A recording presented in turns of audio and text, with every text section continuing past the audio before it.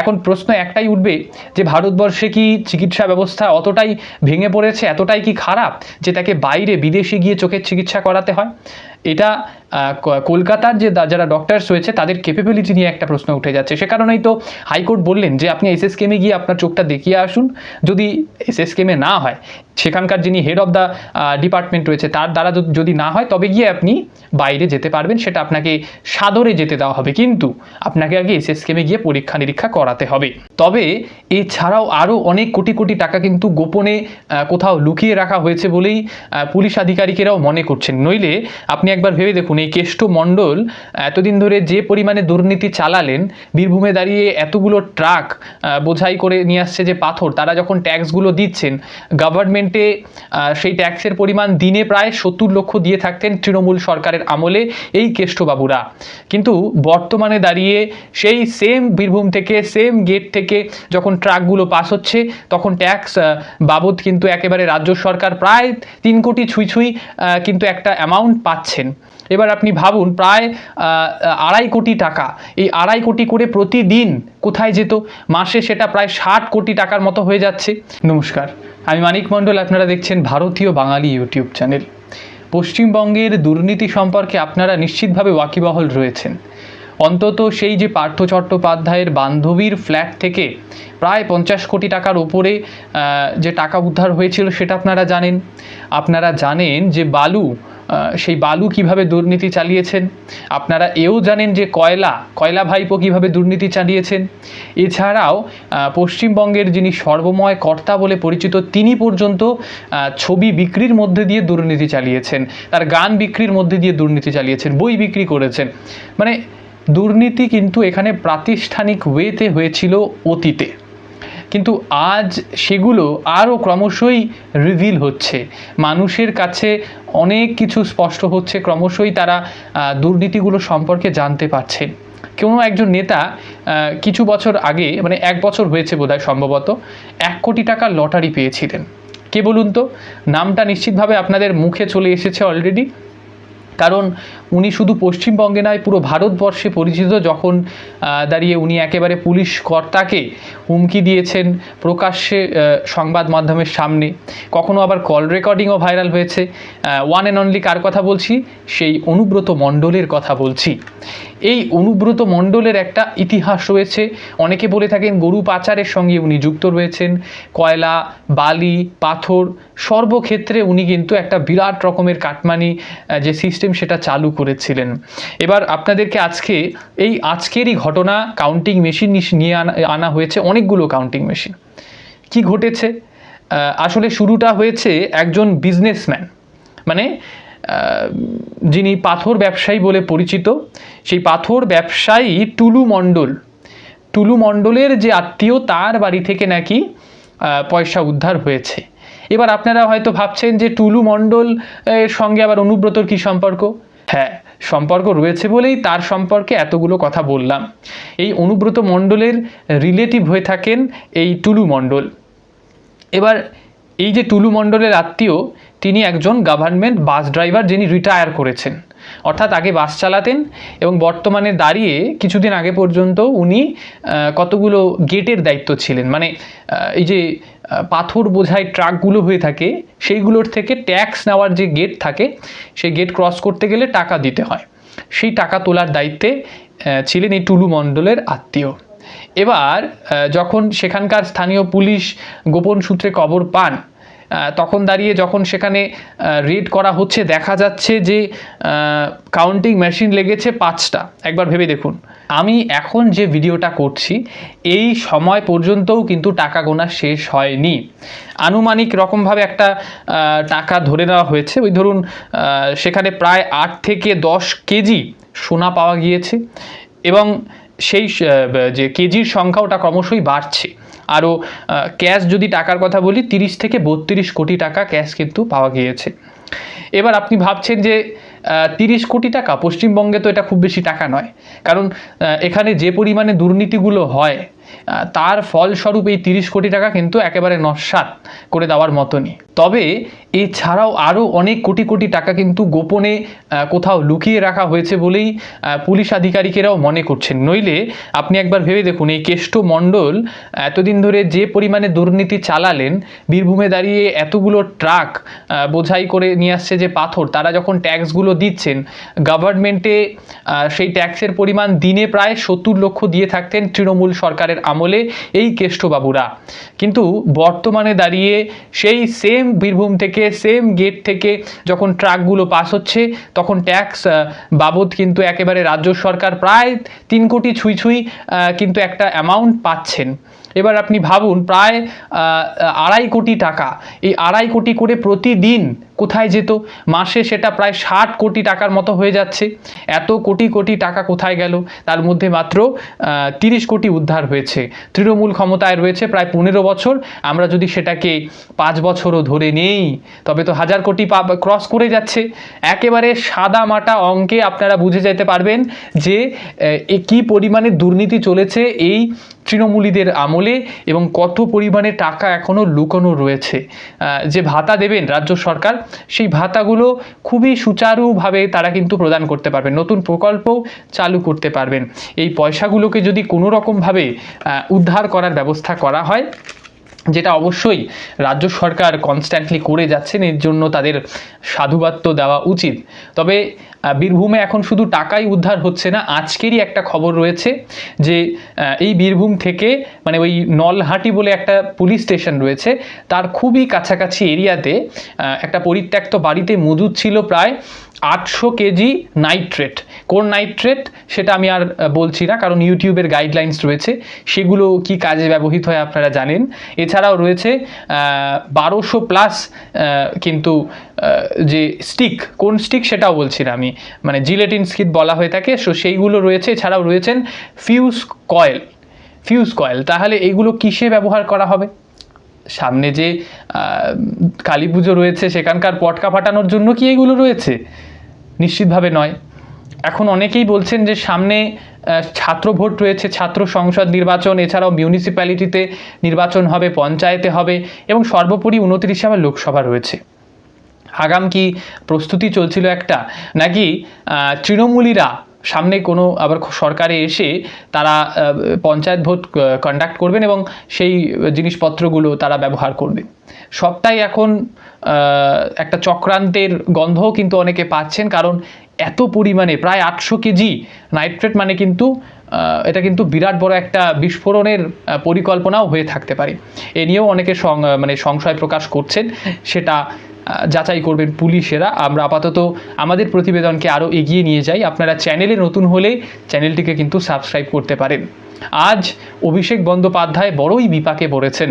উনি হাইকোর্ট থেকে সুপ্রিম কোর্টে যান, বারংবার যখন হাইকোর্ট তাকে রিফিউজ করে দেয়, তার মামলা খারিজ করে দেন, তখন দাঁড়িয়ে উনি কার্যত একেবারে ওই সুপ্রিম কোর্টের দ্বারস্থ হন এবং শেষ পর্যন্ত দেখা যায় ওনার ফেভারে কিছু ক্ষেত্রে সেই রায়টা চলেও যায়। এর কি মানে থাকতে পারে? আইন ব্যবস্থায় কি কোনো খামতি রয়েছে কি না, আমরা তো সাধারণ মানুষ, আমরা এ নিয়ে প্রশ্ন তুলতে পারি না। কিন্তু যদি আপনারা সাদা চোখে দেখেন, মানে সাদা চোখে বলতে চশমা না পড়ে, তবে কিন্তু বুঝতে পারবেন যে এর মধ্যেও কোনো না কোনো একটা মিস্ট্রি কিন্তু রয়েছে। তো যাই হোক, অভিষেক বন্দ্যোপাধ্যায় শুরুতে গিয়েছিল হাইকোর্টে এবং বলেছিল যে তিনি বাইরে তার চিকিৎসা করাতে যাবেন, মানে চোখের চিকিৎসা। এবার হাইকোর্ট স্পষ্ট বলে দিয়েছেন যে আপনি আগে SSKM যান, মানে the high court had told him to show his eyes at SSKM and submit a report. আপনারা হয়তো ভাবছেন এই চোখের যে চিকিৎসা ইনি কতদিন ধরে চালাচ্ছেন। স্বয়ং এনার যিনি অ্যাডভোকেট রয়েছেন তার বক্তব্য রয়েছে যে Abhishek Bandyopadhyay has been getting his eye treatment in America itself for the last 10 years। মানে গত 10 বছর ধরে এই অভিষেক ব্যানার্জি কিন্তু বিদেশেই তার চোখ পরীক্ষা করাচ্ছেন, চোখের চিকিৎসা করাচ্ছেন। এখন প্রশ্ন একটাই উঠবে যে ভারতবর্ষে কি চিকিৎসা ব্যবস্থা অতটাই ভেঙে পড়েছে, এতটাই কি খারাপ যে তাকে বাইরে বিদেশে গিয়ে চোখের চিকিৎসা করাতে হয়? এটা কলকাতার যে যারা ডক্টরস রয়েছে তাদের ক্যাপাবিলিটি নিয়ে একটা প্রশ্ন উঠে যাচ্ছে। সে কারণেই তো হাইকোর্ট বললেন যে আপনি এসএসকেএমে গিয়ে আপনার চোখটা দেখিয়ে আসুন, যদি এসএসকেএমে না হয়, সেখানকার যিনি হেড অফ দ্য ডিপার্টমেন্ট রয়েছে তার দ্বারা যদি না হয়, তবে গিয়ে আপনি বাইরে যেতে পারবেন, সেটা আপনাকে সাদরে যেতে দেওয়া হবে, কিন্তু আপনাকে আগে এসএসকেএমে গিয়ে পরীক্ষা নিরীক্ষা করাতে হবে। তবে অভিষেক বন্দ্যোপাধ্যায় তো আপনারা জানেন কি করতে পারেন না করতে পারেন। উনি আর হাইকোর্টের কথায় মান্যতা না দিয়ে সরাসরি চলে যাচ্ছেন একেবারে সুপ্রিম কোর্টে, সেখানে গিয়ে তিনি একই আর্জি জানাচ্ছেন। এখন ওনার চোখের, বারংবার বলা হয় যে ওনার চোখের এই অবস্থা হয়েছে তাই উনি বাইরে বিদেশে যাচ্ছেন। কতবারই না এই নিউজটা দেখা গেল, ঘন ঘন বিদেশ যাত্রা শুধুমাত্র একটি চোখের কারণে। এই চোখের এই অবস্থা কখন হয়েছিল? একটা খবর উঠে এসেছিল 2016 সালে। সেখানেও কোনো একটা গোপনীয়তা নিশ্চিতভাবে রয়েছে, কারণ অভিষেক বন্দ্যোপাধ্যায় একটা পার্টির কর্মসূচিতে গিয়েছিলেন, নিজেদের পার্টির। সেই মুর্শিদাবাদের থেকে যখন উনি ফিরে আসছেন কলকাতাতে, তখন নাকি রাস্তাতে তাকে দুর্ঘটনায় পড়তে হয়, এবং সেই দুর্ঘটনা আজও রহস্য হয়ে রয়েছে। তারপর থেকে উনি বিদেশে যান এবং বিদেশে গিয়ে তার চক্ষু পরীক্ষা করান এবং যাবতীয় ট্রিটমেন্ট করান, যেগুলো সাধারণ মানুষেরা প্রশ্ন করছেন। বিদেশে যাওয়ার কারণ কি শুধু চক্ষু পরীক্ষা, নাকি সেখানে কোনো দুর্বলতা রয়েছে, যে দুর্বলতা ঢাকতে উনি বারংবার সেখানে যান, নাকি ভারতবর্ষের চিকিৎসা ব্যবস্থায় ওনার কোনো ভরসা নেই? ওনার যা পদক্ষেপগুলো হাইকোর্ট থেকে সুপ্রিম কোর্টে যাওয়া, তাতে তো এটাই স্পষ্ট হয় যে ভারতবর্ষের চিকিৎসকেরা অতটা ক্যাপেবল নয়। কিন্তু যখন উনি গুরুতর অসুস্থ হবেন, তখনও কি উনি আবারও ওই বিদেশের উদ্দেশ্যে পাড়ি দেবেন? আর যদি না দিয়ে থাকেন, তখন ভারতবর্ষের পশ্চিমবঙ্গের কলকাতার চিকিৎসকদের ওনার ট্রিটমেন্ট করা উচিত নয়। উনি চিকিৎসা ব্যবস্থাকে পরোক্ষভাবে অপমান করছেন ভারতবর্ষের। কিন্তু একটা গোপন তো কারণ রয়েছে। বিদেশ যাত্রার ক্ষেত্রে পয়সা পাতির কোনো বিষয় কি রয়েছে? আমি প্রশ্ন তুলছি, একজন নগণ্য সাধারণ মানুষ হিসেবে আমি শুধুমাত্র প্রশ্নটাই তুলতে পারি, সেটা তুলছি। এবার আপনারা কমেন্ট বক্সে লিখুন, এখানে কি পয়সার ব্যাপার রয়েছে, নাকি এনজয়মেন্টের ব্যাপার রয়েছে, নাকি মমতা বন্দ্যোপাধ্যায়ের ফেইলিয়ার এটা, যে 10 বছর ওনার রাজত্বে থাকার পরেও চিকিৎসা ব্যবস্থা এতটা ভেঙে পড়েছে যে বিদেশে পাড়ি দিতে হচ্ছে অভিষেক বন্দ্যোপাধ্যায়কে। এখন দুর্নীতির জালে শুধু অভিষেক নয়, শুধু কেষ্টমণ্ডল নয়, আরও নতুন কিছু নাম উঠে এসেছে। 2 জন মন্ত্রী তো অলরেডি গারদে রয়েছেন অনেকে।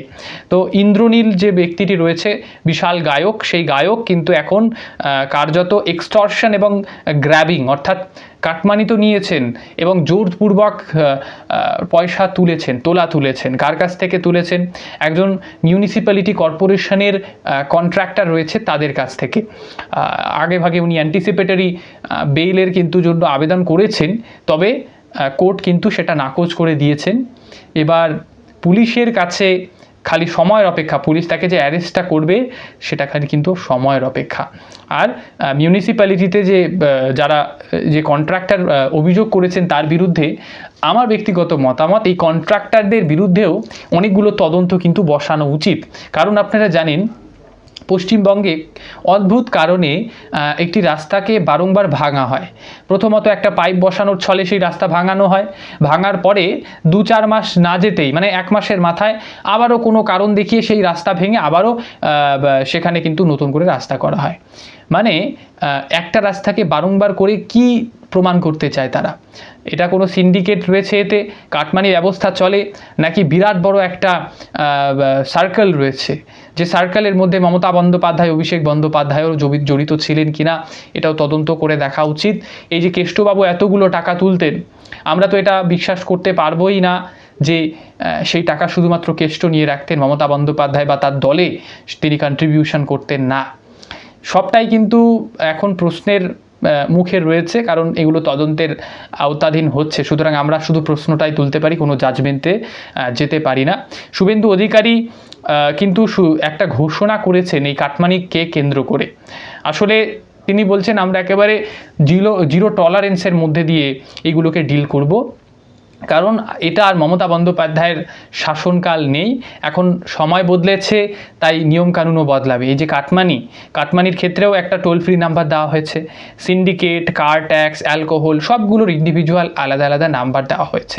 নাম্বারগুলো একবার স্ক্রিনের সামনে তো রাখবোই, আপনাদের বলে দিই। কাটমানির জন্য 1553334, সিন্ডিকেটের জন্য 1553335, কার ট্যাক্স মানে অবৈধভাবে গাড়ি চালকদের কাছ থেকে পয়সা নেওয়ার জন্য 1553337 এবং অ্যালকোহলের জন্য অবৈধভাবে যে মদের দোকান সে কারণে 1553339। এই নাম্বারগুলোতে যদি আপনারা ফোন করেন, সেই ফোন কল কিন্তু রেকর্ড করে নেওয়া হবে এবং রেকর্ডেড ভার্সনটা পরবর্তীতে কাজে লাগানো হবে যখন কোনো পদক্ষেপ না গ্রহণ করা হবে তখন। মানে অফিসাররা যারা তদন্ত করবেন না, যারা গা ঢেলামি একটা দেখাবেন, তখন দাঁড়িয়ে তাদের বিরুদ্ধেও পদক্ষেপ কিন্তু গ্রহণ করা হবে। আর শুভেন্দু অধিকারী এছাড়াও একটা বড় ঘোষণা করেছেন, যে ঘোষণা শুনে হয়তো বিরোধীদের একটু গোসা বা দুঃখ হয়েছে। কেননা বিরোধীরা বিশেষ করে আমাদের লর্ড কুণাল ঘোষ বারংবার বলে আসছেন যে ছোট ছোট বাচ্চারা, গ্রামের শিশুরা কিন্তু স্কুলে যান শুধুমাত্র একটা ডিমের আশায়। একবারও বলছেন না যে এডুকেশনটাই আমাদের মূল চালিকা শক্তি হওয়া উচিত, ভিত্তি হওয়া উচিত। ওনার প্রশ্ন হচ্ছে ডিম কেন দেওয়া হবে না? শুভেন্দু অধিকারী সেটা এখন মান্যতা দিয়ে কার্যত ডিম দেবেন বলে ঘোষণা করে দিয়েছেন। মিড ডে মিল এখন শুধুমাত্র ওই ইসকন পরিচালনা করবেন এমন নয়, ইসকনের দায়িত্বে পুষ্টিকর খাবার দেওয়া সেটা কিন্তু তারা করবে। তবে এর পাশাপাশি যে ডিম সেটা কিন্তু অন্যান্য সংস্থাদের দ্বারা দেওয়ানো হবে, মানে বাচ্চারা পুষ্টিকর খাদ্য কিন্তু পাচ্ছেন। এতে করে বিরোধীরা গোসা করলে কিন্তু কিছু করার নেই। আগে হাই স্কুলে প্রায় ওই 10 টাকা করে ধার্য করা হতো মাথাপিছু, এবং প্রাইমারিতে 6.78 পয়সা ধার্য করা হতো। শুভেন্দু অধিকারী সেটাকে বাড়িয়ে 10 টাকা করেছে। অর্থাৎ বাচ্চারা যাতে স্কুলমুখী হয় সে কারণে পশ্চিমবঙ্গ সরকার বারংবার অনেকগুলো পদক্ষেপ গ্রহণ করছে। যাই হোক, আমরা শুরু থেকে শেষ পর্যন্ত সেই দুর্নীতিগুলো নিয়েই অনেকটা আলোচনা করলাম। এর পাশাপাশি শুভেন্দু অধিকারীর কিছু অ্যানাউন্সমেন্ট সেগুলো নিয়েও আলোচনা করলাম। এই প্রতিবেদনটি এতটুকু রাখছি। আপাতত অসংখ্য ধন্যবাদ।